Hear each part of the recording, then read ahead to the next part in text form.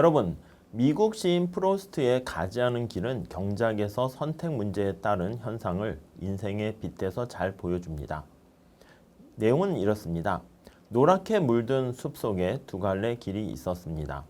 나는 나그네 몸으로 두 길을 다 가볼 수 없어서 아쉬운 마음으로 그곳에 서서 한쪽 길이 덤불 속으로 감돌아간 끝까지 한참을 그렇게 바라보았습니다. 그리고 다른 쪽 길을 택했습니다. 먼저 번 길에 못지않게 아름답고 어쩌면 더 나은 듯도 싶었습니다. 사람들이 밟은 흔적은 비슷했지만 풀이 더 무성하고 사람의 발길을 기다리는 듯 해서였습니다. 그날 아침 두 길은 모두 발자국에 더럽혀지지 않은 낙엽에 덮여 있었습니다. 먼저 번 길은 다른 날로 미루리라고 생각했습니다. 길은 길로 이어지는 것이기에 다시 돌아오기 어려우리라는 것을 알고 있었지만 먼 훗날 어디에선가 나는 한숨 지으며 이야기할 것입니다. 숲속에 두 갈래 길이 있어 나는 사람이 덜 다닌 길을 택했습니다. 그리고 그것이 내 인생을 이처럼 바꿔놓은 것입니다. 라고.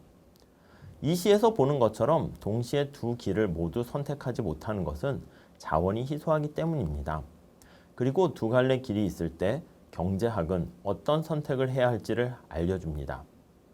이 시에서처럼 더 나은 듯 보이는 방법을 선택하는 것이 합리적 선택의 기준이 될 수 있습니다.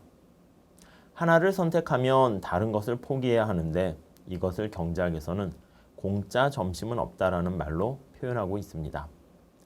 다시 말해서 하나를 선택하면 포기한 다른 것이 바로 선택한 길의 기회비용이 되는 것입니다. 그리고 그 기회비용이 가장 작은 선택이 가장 바람직한 선택인 것입니다. 좀 더 쉽게 기회비용을 설명해 드리면 다음과 같습니다. 만약 불고기 버거의 만족도가 100, 치킨 버거의 만족도가 70, 그리고 대리 버거의 만족도가 50이라고 하면 당연히 최선의 선택은 불고기 버거가 될 것입니다. 불고기를 먹음으로써 발생하는 기회비용은 치킨 버거를 먹었다면 얻을 수 있었던 70이 되는 것입니다. 치킨 버거를 먹으면 그 기회비용은 불고기 버거를 먹었을 때 얻을 수 있었던 만족도 100이 됩니다. 즉, 하나를 선택함으로써 포기한 자선의 가치가 바로 기회비용이 되는 것입니다.